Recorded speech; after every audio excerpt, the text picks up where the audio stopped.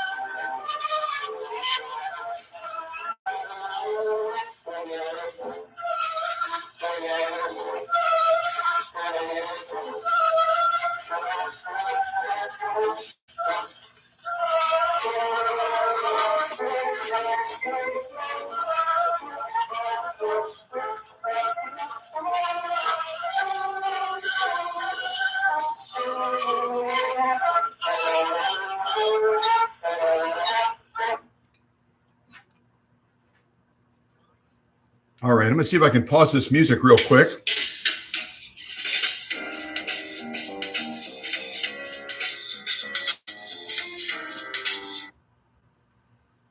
All right. So welcome. It's great to have all of you here today. Let's see if I can get into the shot. It looks like I'll have to move this way. You can kind of see me now, kind of, sort of. So any rate, if you missed the last live stream, then you did not see me sew off on this really cool 6430 from the 1970s. It belonged to Donna from the great state of Tennessee, and she bought it originally, I believe it was in Ohio, and then gave it to her daughter in 2001. Well, I promoted this machine for the customer, as I've done in the past a couple of times. I don't do it very often, and had a lot of interest in the machine. And finally, Mindy offered the highest bid. We kind of did a silent auction type thing. Mindy gave the highest bid and ended up winning this great machine. And Mindy has been a part of our family for a long time. We used to refer to her, and her screen name used to look more like Super Bee. So if you remember back in the day when I used to refer to Super Bee all the time, and I think at that time Super Bee and her family lived near Las Vegas, Nevada. They lived out in Las Vegas, Nevada, where Elvis lives, supposedly. And so they since have moved to Arizona, apparently a real beautiful spot of Arizona. And I am going to present the machine today, show a couple of DIY tips. Gotten a lot of great feedback on you folks wanting to know how to take care of your own machines a little bit more as I get closer and closer and closer to retirement. And then I won't be around anymore. Not really, I'll still be around, but I won't be available as readily to give you DIY tips. So I'm going to try to give you some nuggets of wisdom today as we also go and pack up this Swedish beauty to head out to Arizona to join Super Bee, Mindy. And so I hope you enjoyed. I hope you'll enjoy some of the tips I'm going to cover. I hope you also enjoy the packing process. If you're going to send your machine out here to Kentucky before I retire, then you're going to have to know how to pack it, especially if the casing on the machine, like this 6430, is plastic. Plastic's a little bit more vulnerable than a solid metal machine, and I'll provide a lot of tips today on how to safeguard the machine so that it arrives at its destination without any damage. Yeah. And if you're new to us, you probably don't know that Cow Country, me, has shipped machines worldwide. We've shipped them to Japan, to Germany, to England, to Australia, to, I was going to say Somalia. I don't think we've shipped there yet, but maybe. And a lot of other places, Canada, Switzerland, I think I said as well. And so I've got some really good practices in packing.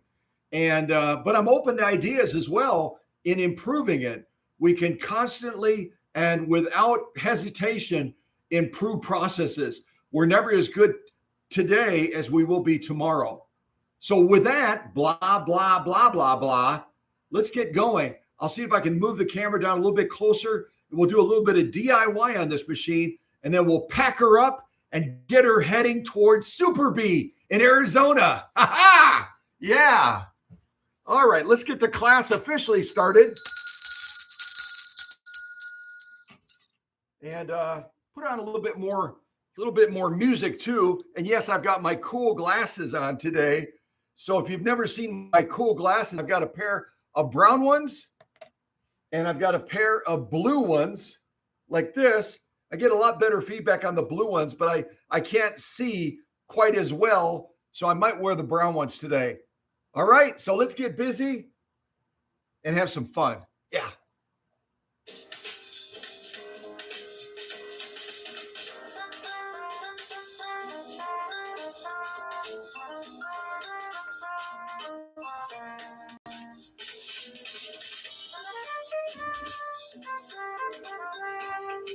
I'll also say if you weren't here right at the intro, I had to get more packing tape ready and I had to cut through the little binding stuff that's around it. So I used a cool knife that really has kind of a Kentucky flavor to it.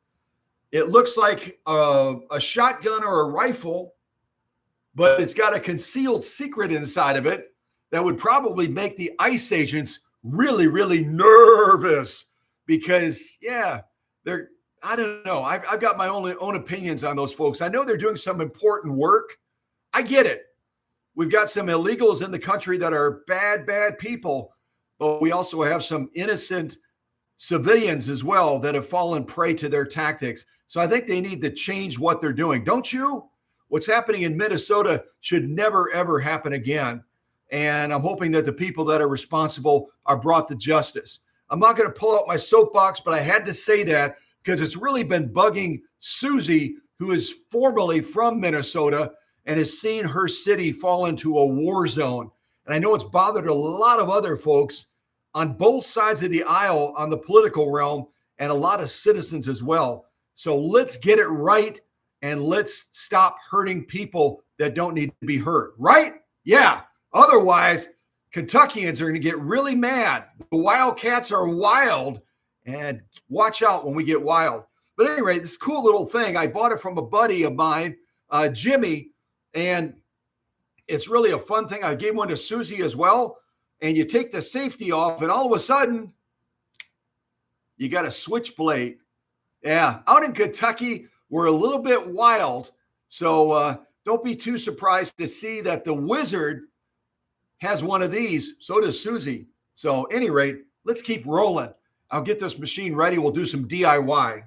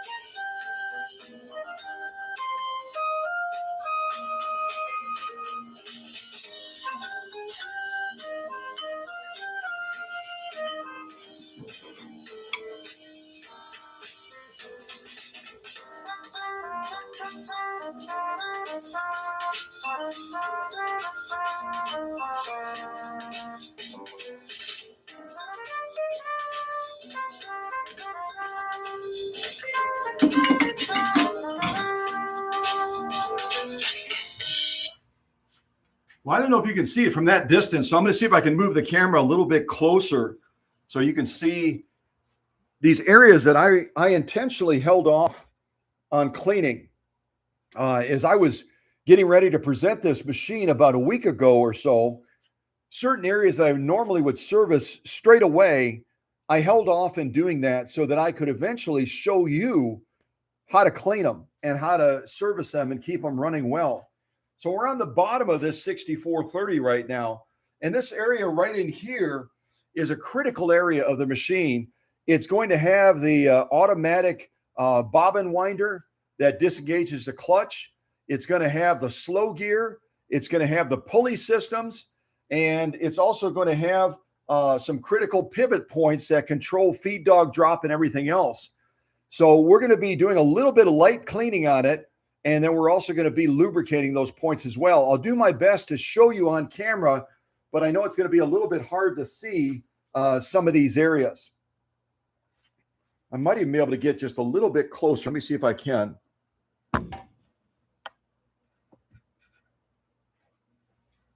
Trying to see on the screen what you can see. Let me pivot the machine a little bit more.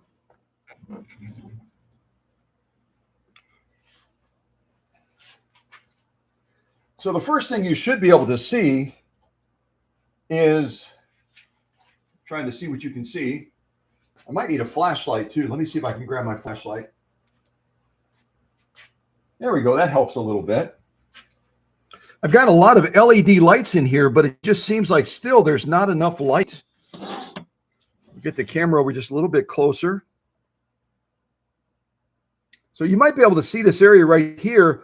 This is our gear reduction control right here to give us that slow gear. The slow gear on the Swedish Beauties allows the machine to go from full speed all the way down to 1/5. And so it really is a critical feature. It also has an automatic disengagement for the clutch when you slide the bobbin on. So we've got to lubricate this area to keep that function working properly. The other thing you'll notice down here on the bottom is a screw. Yeah, I'll keep my light out. You'll notice a screw here that will allow you to loosen the tension on the drive belt that comes off of the motor so you can change it out or you can adjust the tightness of it.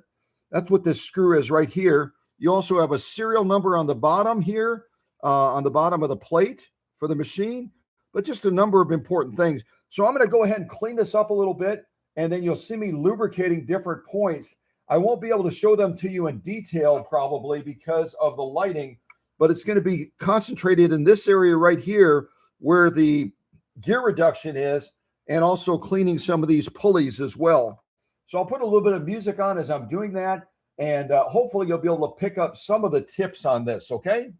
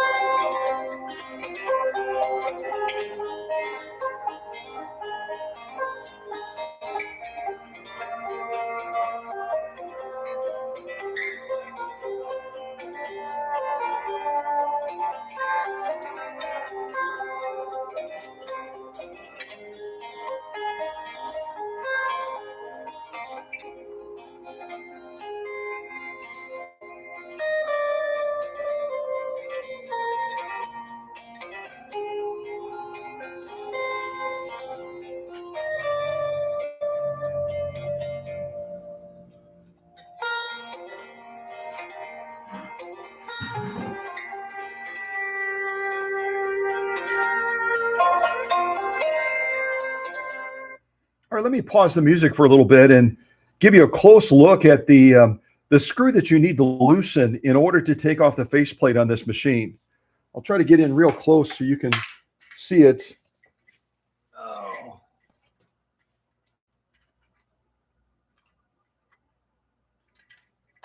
I'm knocking stuff off here. Okay. So by zeroing on here, right here, you should be able to see a screw. I'm going to light it up with the camera as well. That screw right there that is underneath the edge of the faceplate has to be loosened so you can bring down a little lever that's going to be holding the faceplate in place. So we're going to go ahead and loosen that, and then we'll rotate this down, and we'll see if we can get that faceplate off so we can do some servicing inside of there as well, okay? I'll set the camera back down and loosen that screw. It's just a simple screw loosen.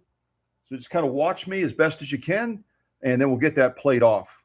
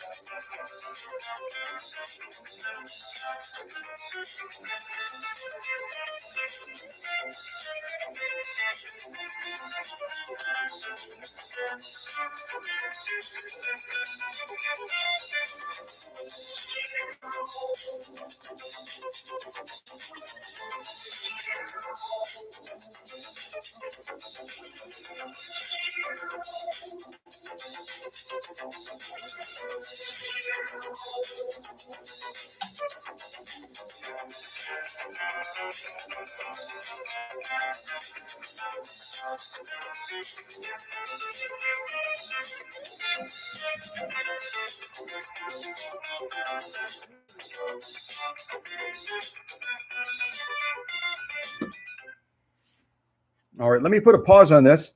So again, if you can look down here and see this little lever thing that moves up and down. I'll get a little bit closer to it so you can see it more closely.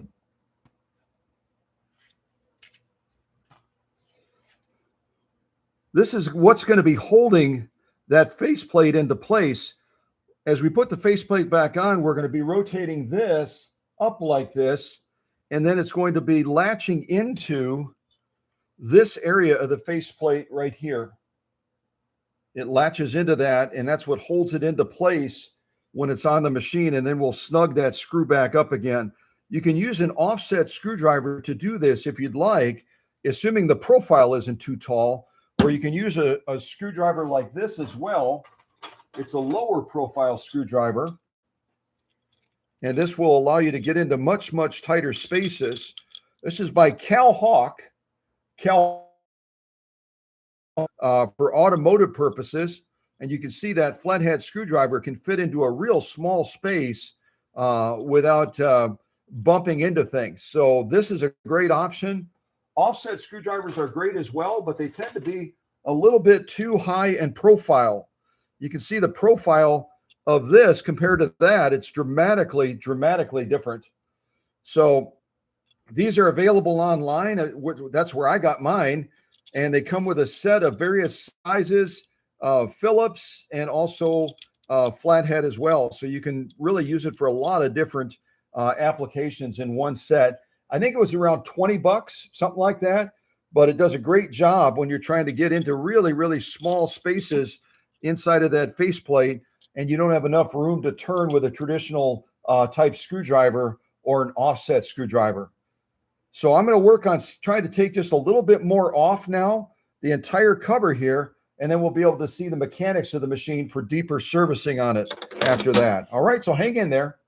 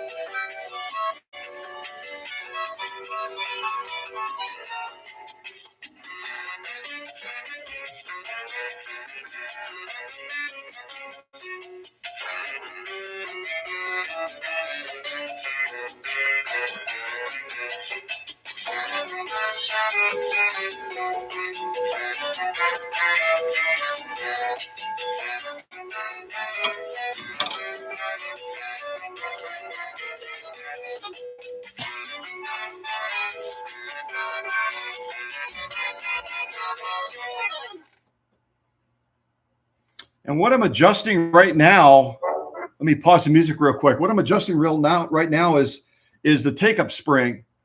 This is the adjustment right here for the take-up spring. And I'm trying to raise it up just a little bit higher so that it will have better movement in the sewing process. So bear with me for a second as I do that. But that's our adjuster for it right there.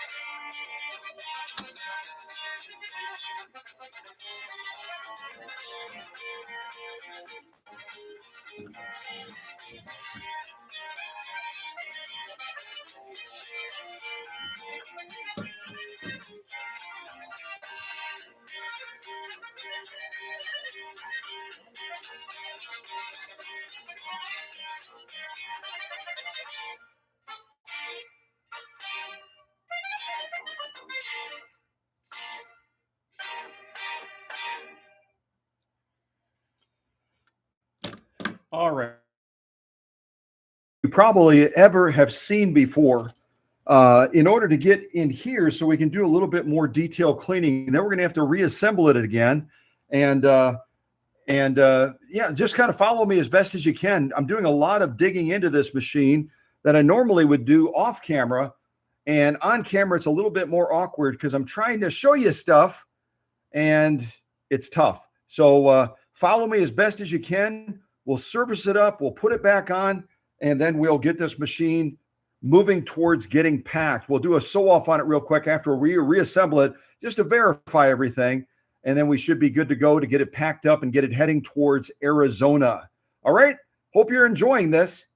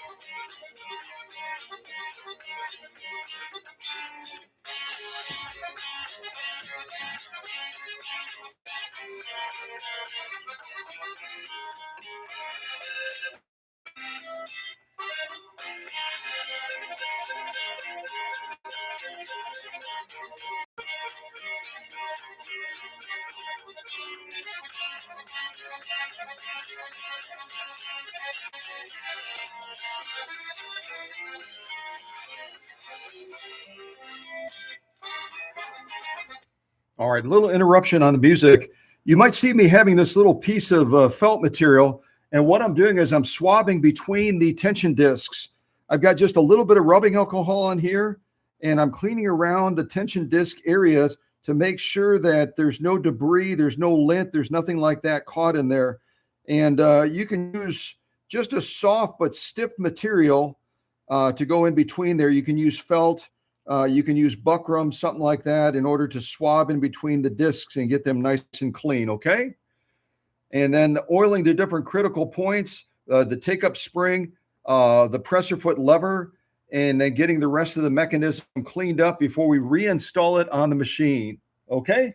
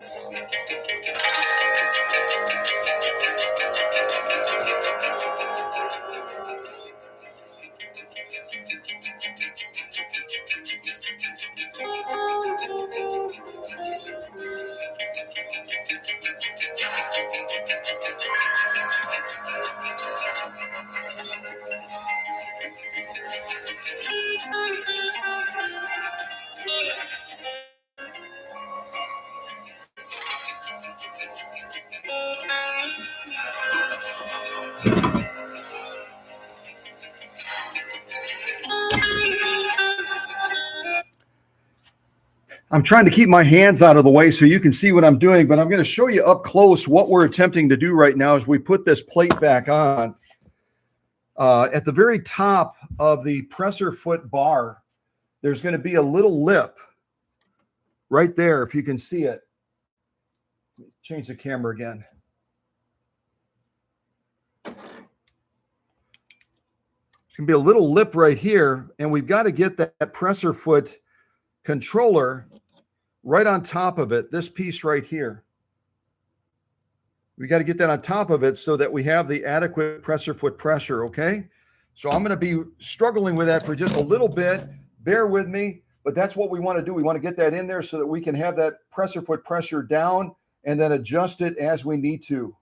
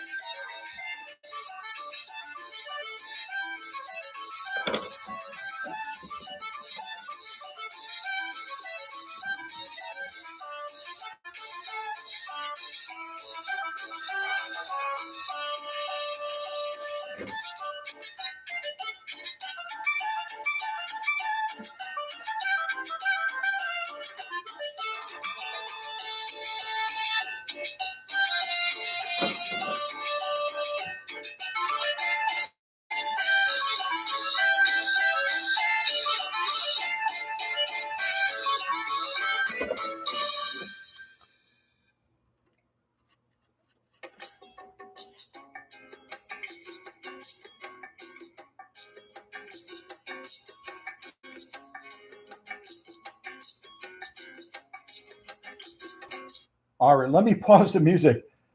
Because the pressure foot pressure is pushing up on the plate, it's a little tricky to get it positioned and calibrated just in the right spot. That's what you saw me struggling with loosening screws, taking off screws, and then eventually getting the plate positioned right so we could tighten it down.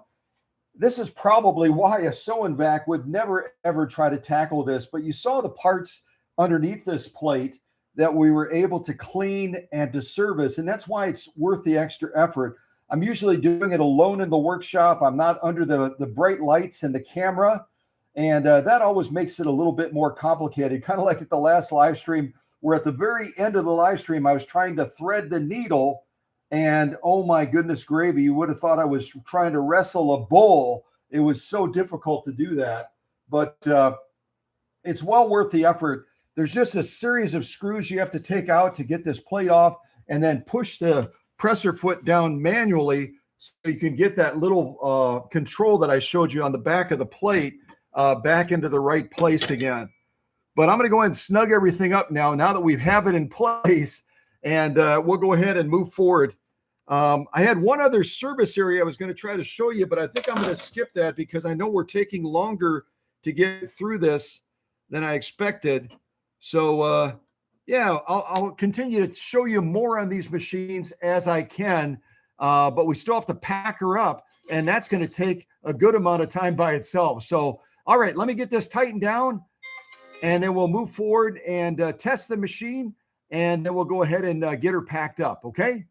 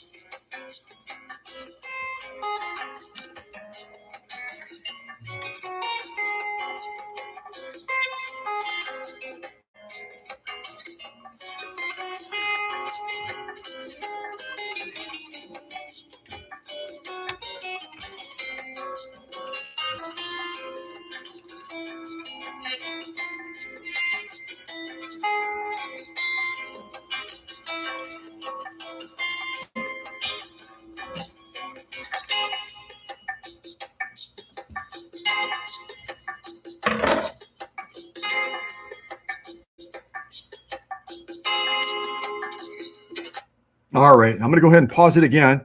So what we're going to do when we put this faceplate back on, I'll go ahead and clean the faceplate as well. This little opening right here is going to be where we mount the faceplate to. I'm going to go ahead and make a quick adjustment on my setup, and then we'll go ahead and finish cleaning the faceplate and get that put back on again.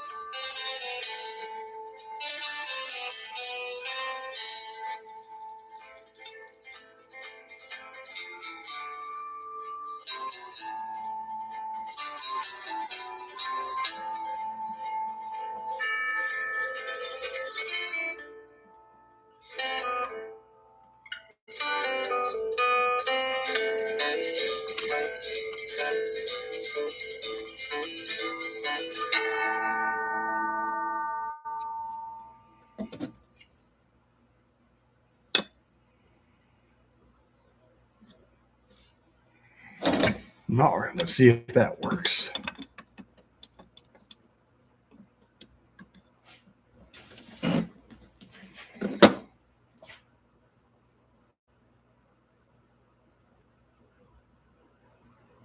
Good gravy. I'm at the end of my music already. All right, I'm going to start it over again.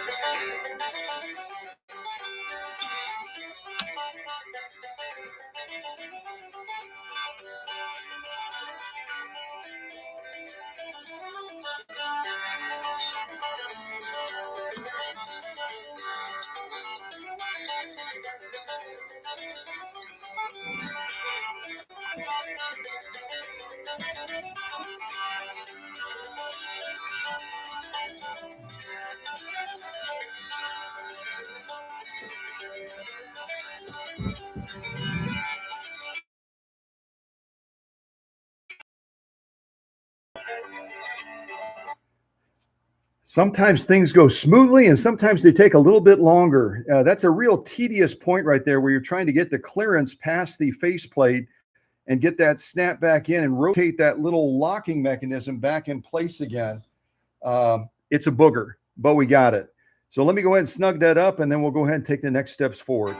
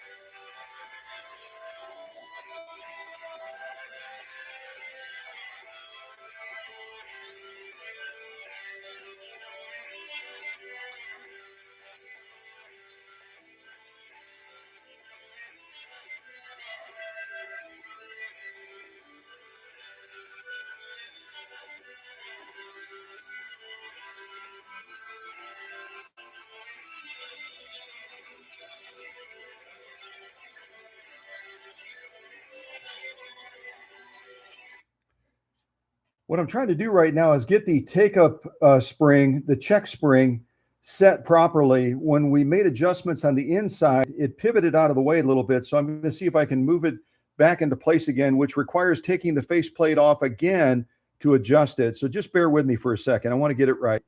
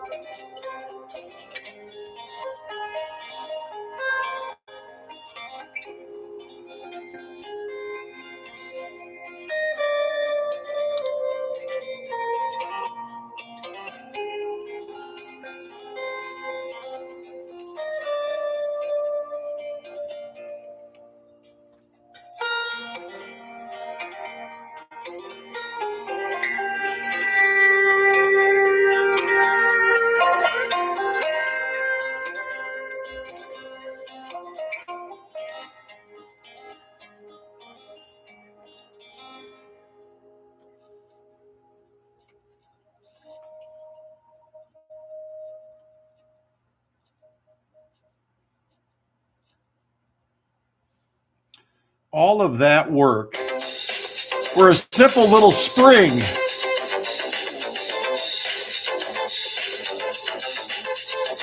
Maybe there's a reason in the past I've always done this off camera. It is really a tedious process.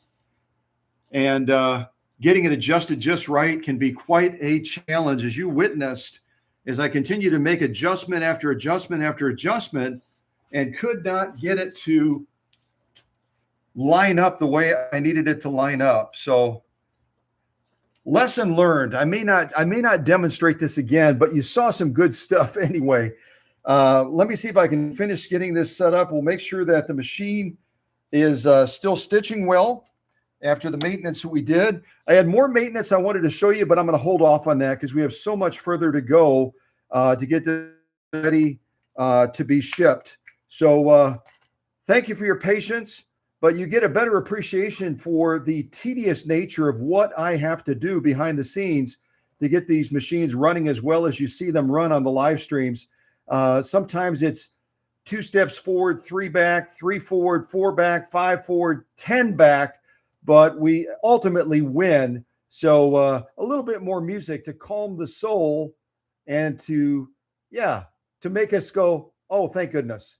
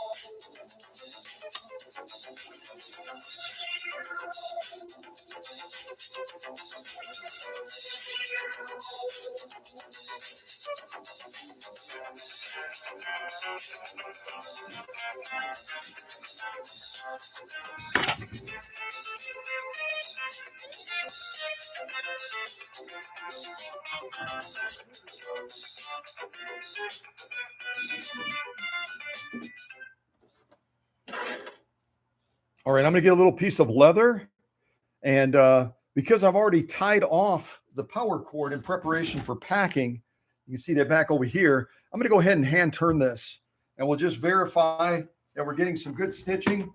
I always want to make sure too that in the process that I haven't bumped the needle and bent it possibly. So we'll check to make sure that the needle is clearing the throat plate well, and just do some final verifications before we finally move into the packing. I had 2 more things I wanted to show you. I may have to hold off on that, but we'll see how we're doing on time.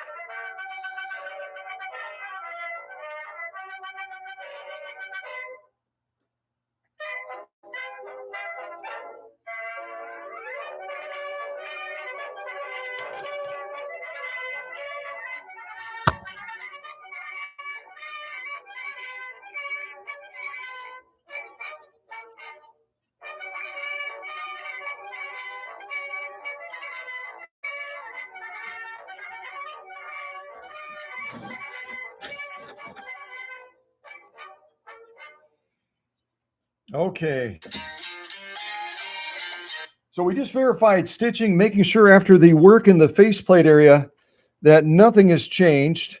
After all the battling with that check take-up spring, calibrating that and getting that with a proper swing ratio and everything, what a booger that was.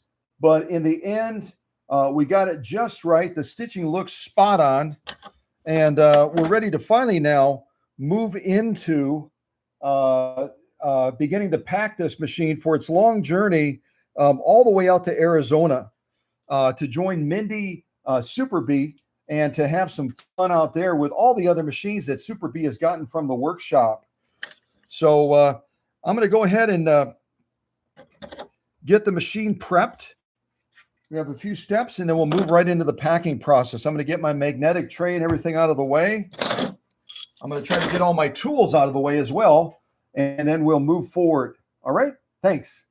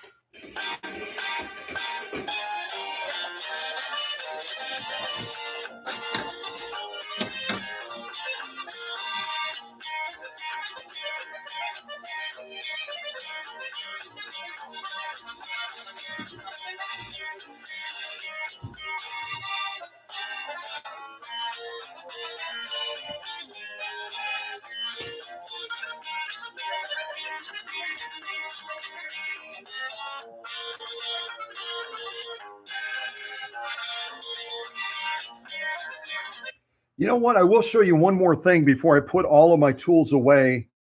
I had intended to do this because I've seen a lot of people do this wrong and they end up damaging the machine.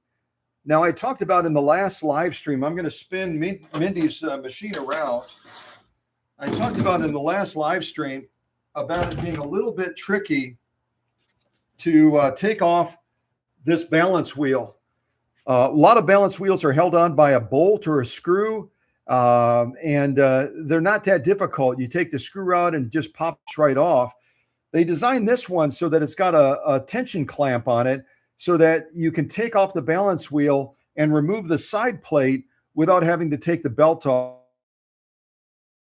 What I want to show you today is just how to safely take the balance wheel off, which seems like a kind of a no-brainer, right? But it's plastic and it's easy to crack it. So what I'm going to do is I'm going to get the two widest screwdrivers I have, these two right here, and I'm going to go on either side of the balance wheel, evenly positioned, and then I'm going to push the screwdrivers gently towards the inside of the machine. A lot of people will try to pry it off like this, and what they end up doing is they end up cracking the edge of the balance wheel off, and eventually the balance wheel has to be replaced because it doesn't spin true any longer. So I'm just going to carefully try to slide screwdriver 1 in, screwdriver 2, and then what I'm going to do is I'm going to push the screwdrivers to the inside of the machine, not pulling it out like this, but pushing it in. And then it should come off very, very easily, okay? Just like that. That was a lot easier than that check spring, wasn't it? Boy, that check spring was a booger, but we finally got it, and we're able to move on from that. Now, after you take the balance wheel off, you can see these little clampers right on here. You then take off screw number 1 and screw number 2, which is right underneath this tensioner right here. And then this whole plate comes off. I've already done that off camera. I serviced the pulleys. And from the bottom, I showed you how to service that slow gear and the pulleys down there. So just know that you pop this off carefully. And then when you put it back on, you want to look at these two pieces right here.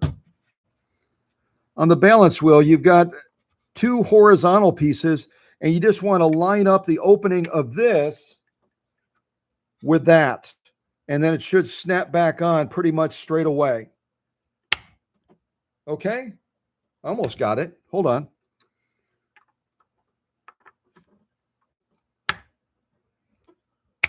There we go. So I wanted to show that to you real quick, just because a lot of people make the mistake of doing it the wrong way. They break their balance wheel, they chip it, they crack it, they split it. Just remember, when you slide them in, go even on both sides at the 9 o'clock and at the 3 o'clock, and then you just rotate them towards the inside of the machine, and it pops just like you saw. Okay? And then just putting it back on, we'll do that 2-step snap process. And it's back in place again. But I wanted to cover that just because a lot of people make a mistake. And I don't want you guys to make a mistake. You can see me struggle, but I don't want you all to struggle, okay? All right, so let's get this over here. And you're going to see me putting a piece of material underneath the presser foot. Always, always, always, when you're not using your machine, make sure that you rotate your needle down into the material and that you have something between the feed dogs and the presser foot, okay? As a matter of fact, we'll use the final confirmation sew-off we just did after we got done working and taking the faceplate apart and all that. We'll go ahead and slide this underneath the presser foot.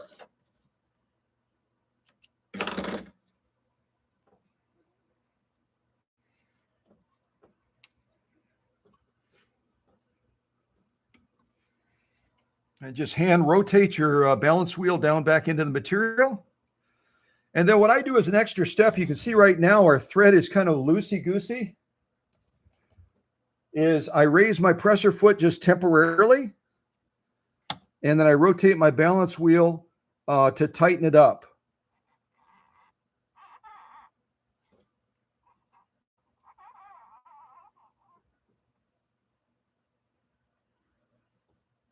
There we go. All right. You'll see me move into the packing process. I'm not going to describe every step. Just watch and learn.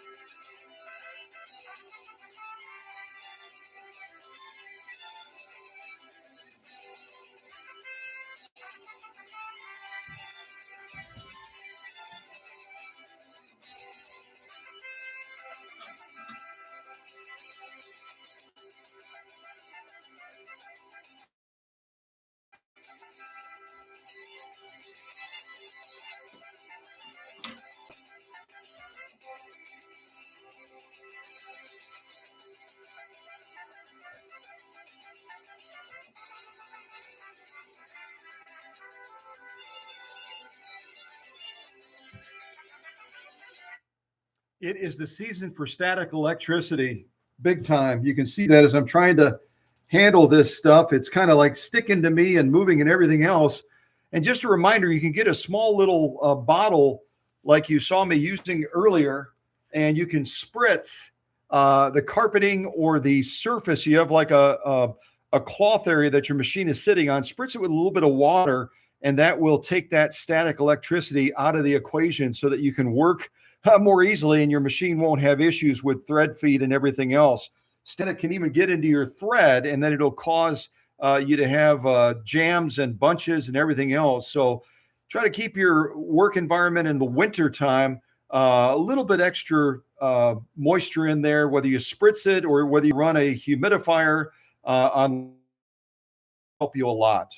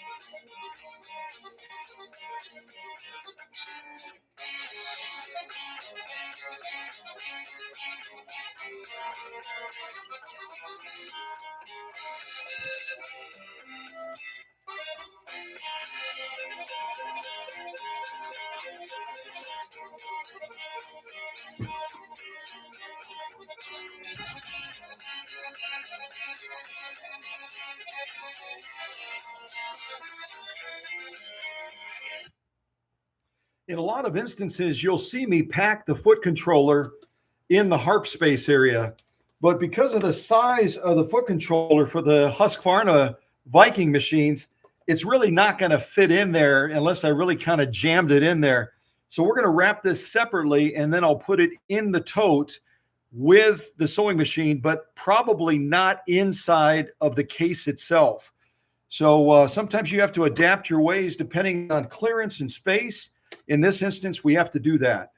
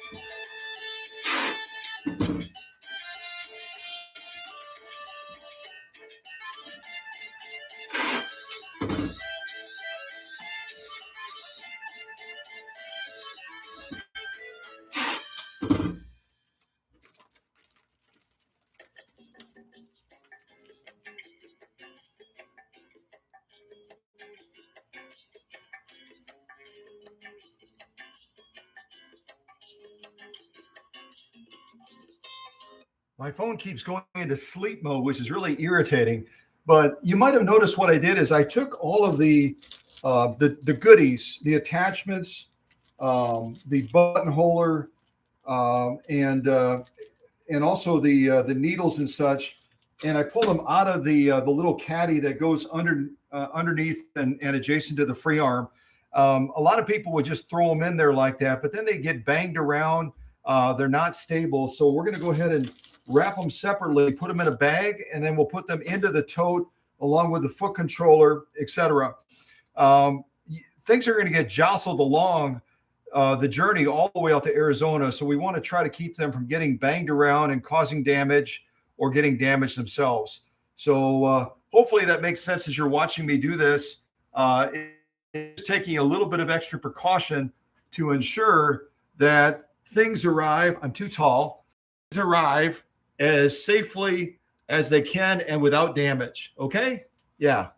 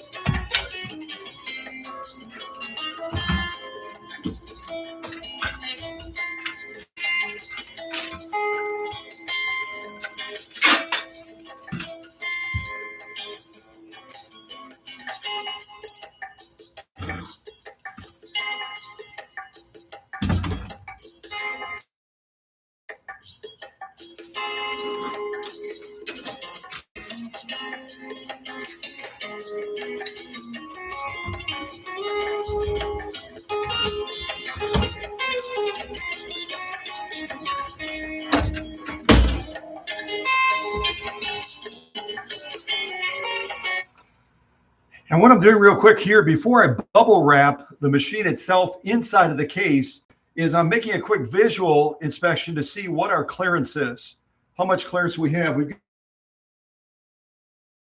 padding in the back. I don't know if you can see that or did see that, but this is the way that Donna had it. So we've got a real good padding in the back for the back side of the machine. We're still going to wrap the machine anyway. But we've got to look at vertical clearance and clearance on the left and right to know how much bubble wrap we can get away with putting on the machine and still fit it into the case. Plus, we've got to put the extension bed in the case as well. And that's going to take up a little bit more space on the front of the machine, which is why you noticed when I was wrapping the machine that I put extra bubble wrap over the more vulnerable parts of the machine. So they already have padding on them to safeguard them. But now we have to slide this in and see how much clearance we have around the machine.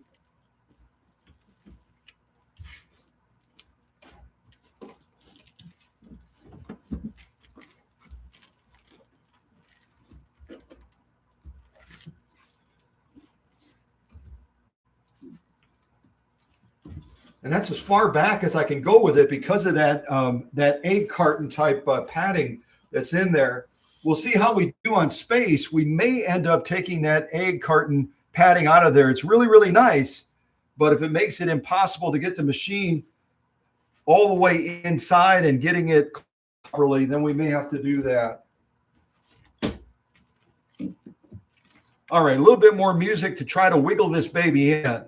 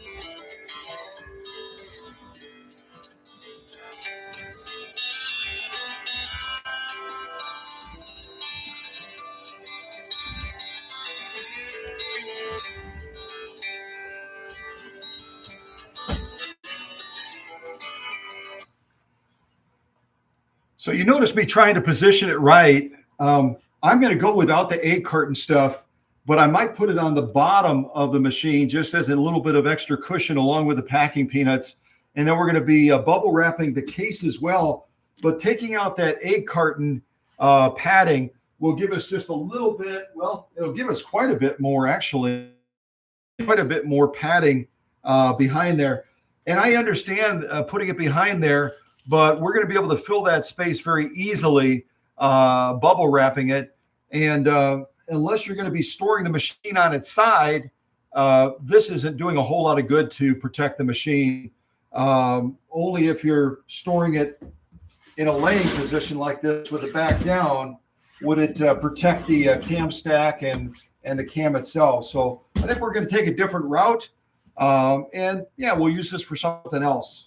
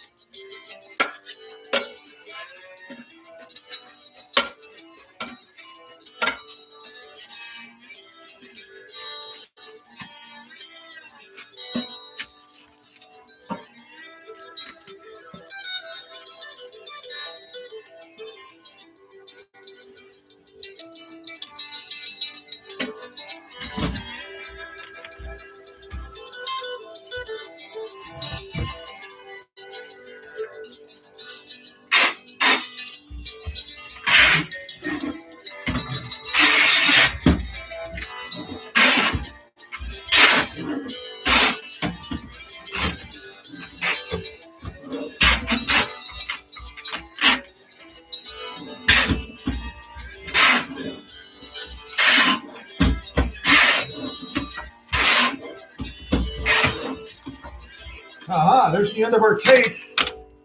There's the end of our tape. Right at the end of the song. That worked out pretty well.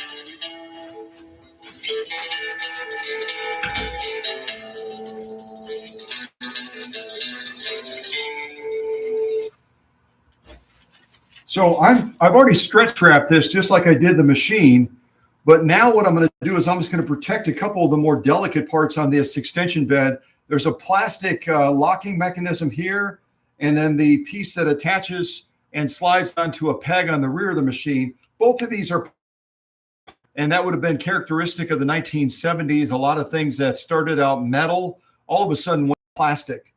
And so with these, we'll add just a little bit of bubble wrap to these areas. All the rest of it is metal, including the extension legs, although we might put a little bit over there as well, just to add a little bit more cushion, since it's going to be pressed into the machine and inside of the case.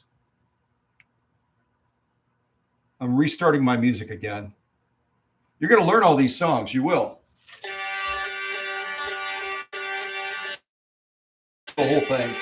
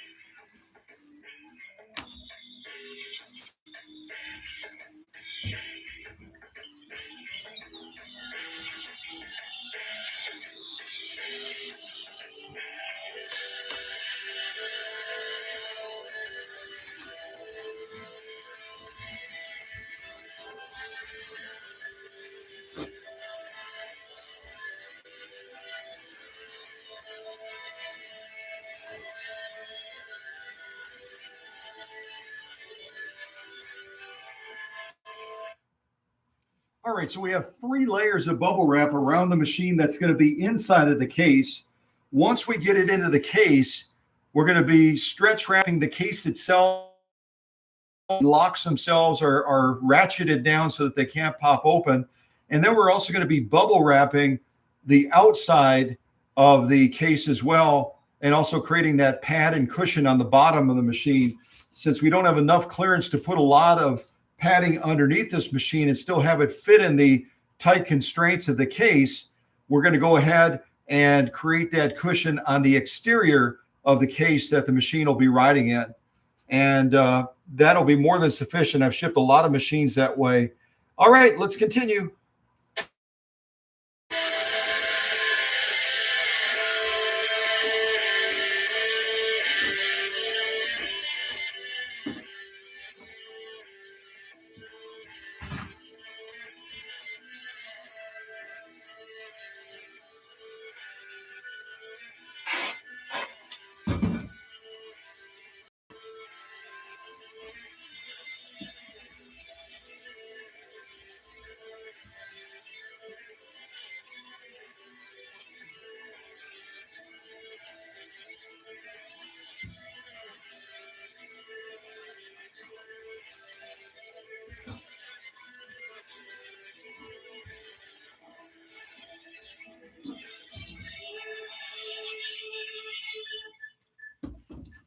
And you'll notice that I'm getting the stretch wrap around the base of the machine as well, so it all becomes one piece, so the bubble wrap doesn't potentially shift up or down. And then I'm using the stretch wrap to anchor down the bubble wrap. You got to anchor down the bubble wrap and pull it in so that it cocoons the machine and provides the best amount of protection.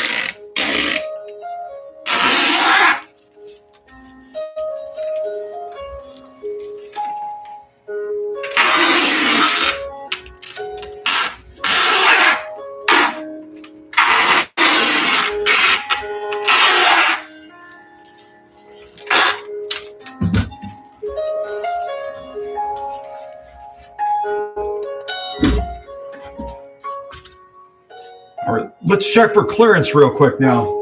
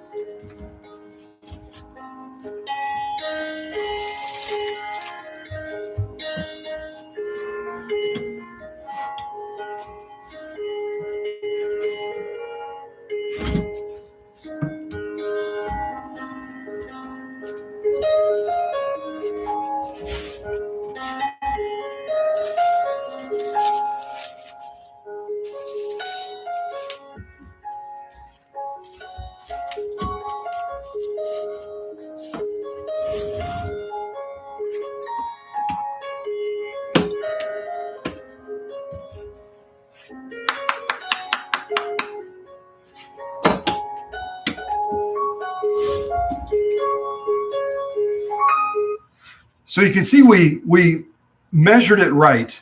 We measured it right where it's fitting real snugly into the case, but it's not going to have the ability to wiggle around and bounce around inside of the case. It's going to be held immobile. And that's what you want to do when you're packing a sewing machine inside of a case like this. You want to be able to get it in the case, obviously, but you don't want it to be able to move around inside of the case. Otherwise, what's the point? If it's moving around, it's got the potential to be damaged. So we've got it in there nice and snug. The only thing I have to do now is I have to pull it back out again, because I always make it a habit of writing a note to the owner, and I've got to write a note on top of the machine, and then I'm going to attach the sew-offs that we did at the live stream to the front of the machine. So the first thing that Mindy sees when she opens this out in Arizona, when she opens the case, right when she opens it, she's going to see all those sew-offs displayed right here from the live stream, and she can rekindle her memories and revisit those moments as she's watching that live stream again. All the great stuff that we did with this fabulous machine that belonged originally to Donna and then was passed on to Heather, and now it's going to be Super Bee's Mindy, Mindy out in Arizona. So I'm going to do my best to get it back out again and write the note, and then we'll be able to advance forward this very rapidly. And just grab it on both sides like this. It's got more than enough padding, and you can just kind of wiggle it, put your tummy against this, and just kind of wiggle it out of there so you can get to it. All right, so I'm going to create a little bit more of a writing surface up here, and then I'll get it back in the case again.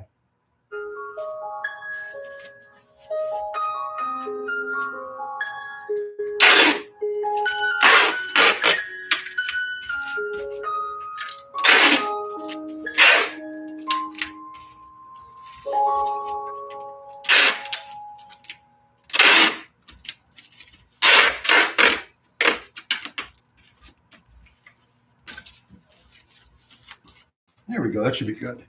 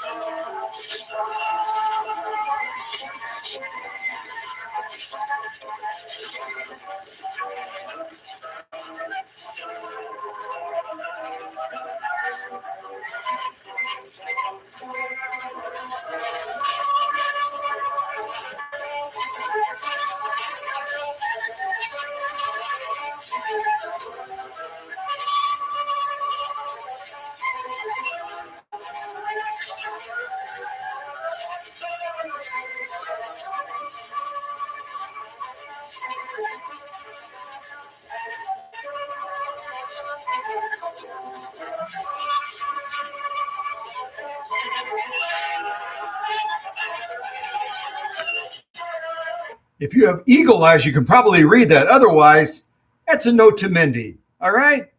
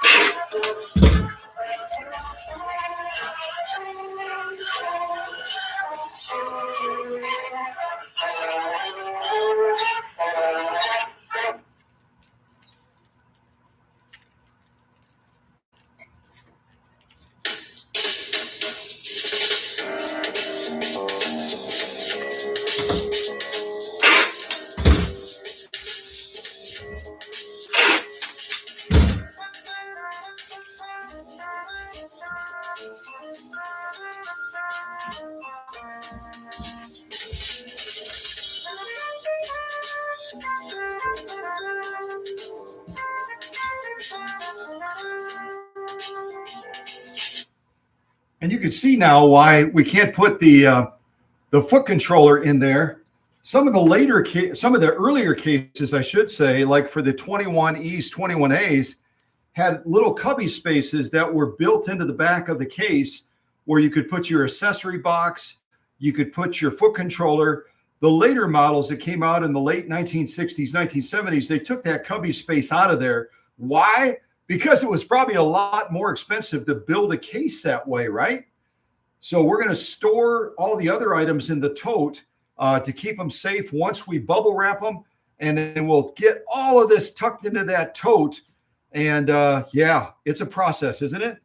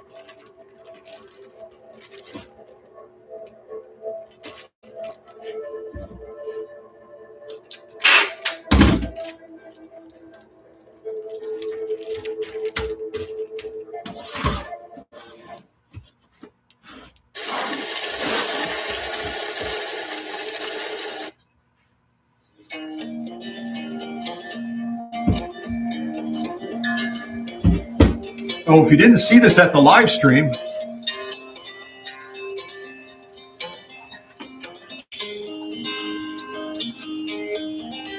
a very, very rare Husqvarna Viking button holder.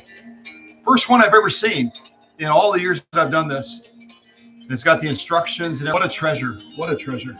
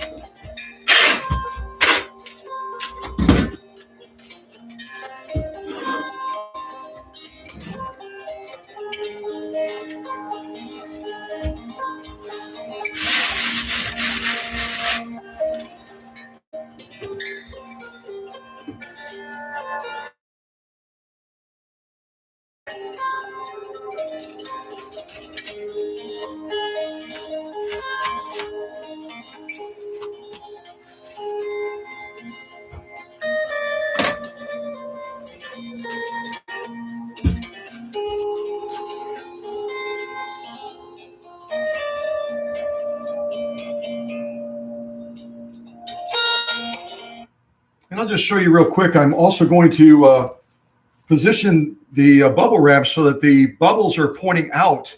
They create little airbags then, so that if this does take an impact, those bubbles on the outside are going to protect the item on the inside much better than if you put them the other way.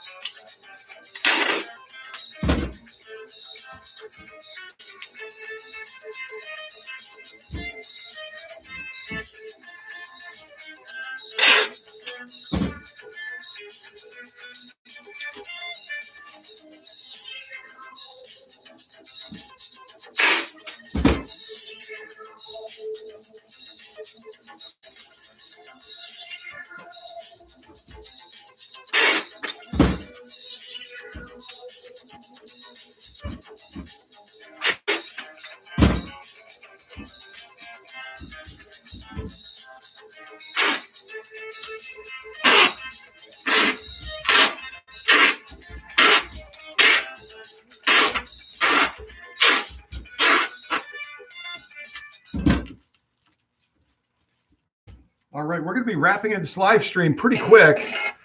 What I'm going to focus on now is wrapping the carrying case, and then we'll slowly get all of these items moved into the tote. But I'm not going to show the final steps of drilling holes and putting zip ties and all that. You've seen our time is already up to almost, good gravy, almost 3 hours. So as you need to step away, and appreciate you being here so much. I'm just going to continue the process. You can watch if you're able to stay, and join us at the next live stream. I don't know if I'll have a machine ready by Saturday, but if I do, join us on Saturday at 9 a.m. Eastern time. And thanks to the leaders. Bless you all and stay safe. And remember our friends in Minnesota as they continue to have a lot of challenges. Take care, everybody.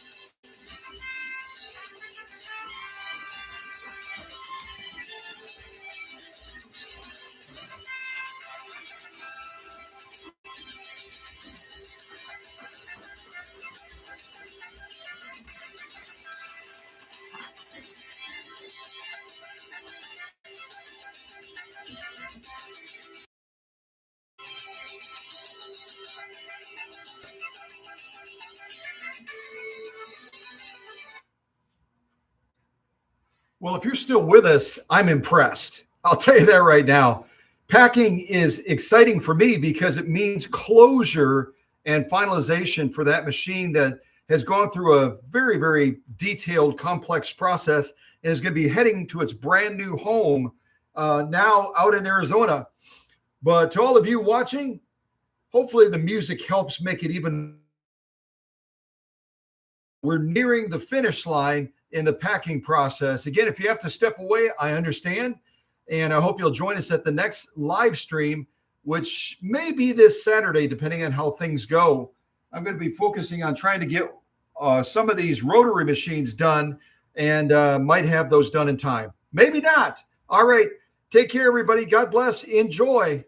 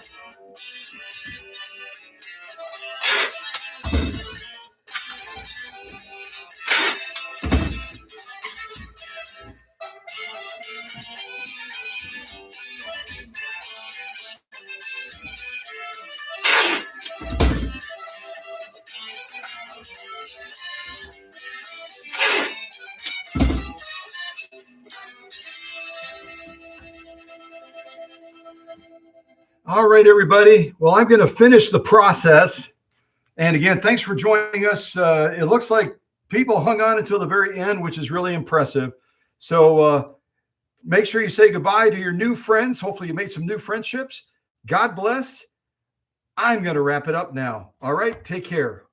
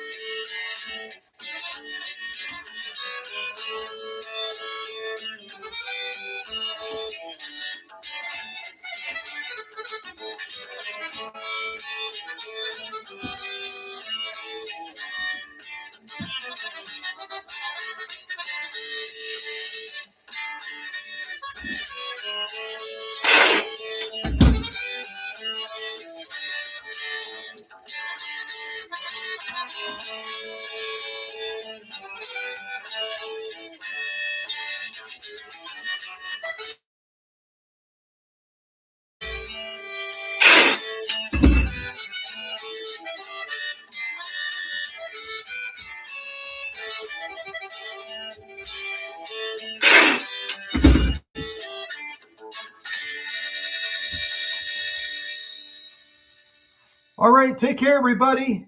God bless.